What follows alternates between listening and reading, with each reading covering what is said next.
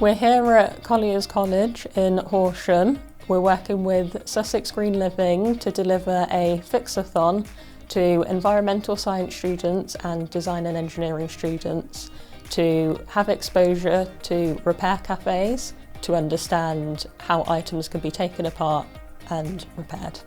The objective is to educate students on the value of materials in products. So I'm one of the repairers that helped out today, and I got into repairing just because I like to tinker with things and open things up and see how they work. And then one day my mum told me about the repair cafe and the volunteering that happened there, and I thought that I would get involved.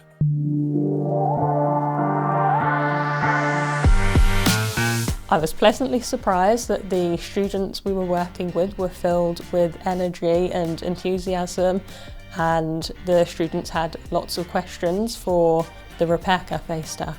I think a lot of students want to get into repairing and want to be able to do those things, but they just don't have the skills or the confidence to just take stuff apart and look at it. One of the items we repaired today was a toaster. It was quite complicated because there was a lot of electrical components that no one at home would be able to feasibly do without a repair cafe or an organisation like this.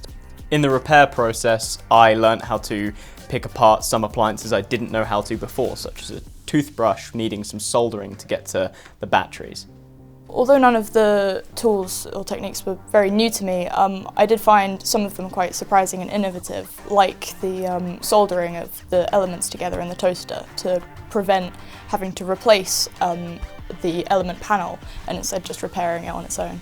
Everyone buys stuff, everyone can repair it, and it's better to have a longer lifespan of everything. If something does break, I think I'll have a more sustainable approach as to how to repair it in the future and not immediately think about throwing it away.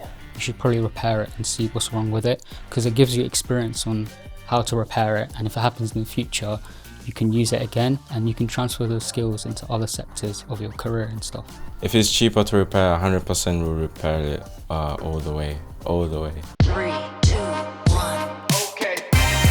It's been really fun today to be with a massive group of young people. They're all interesting and they are interested as well, which is really important. If they can be curious, that's the way to make a change to our planet and also to their future lives.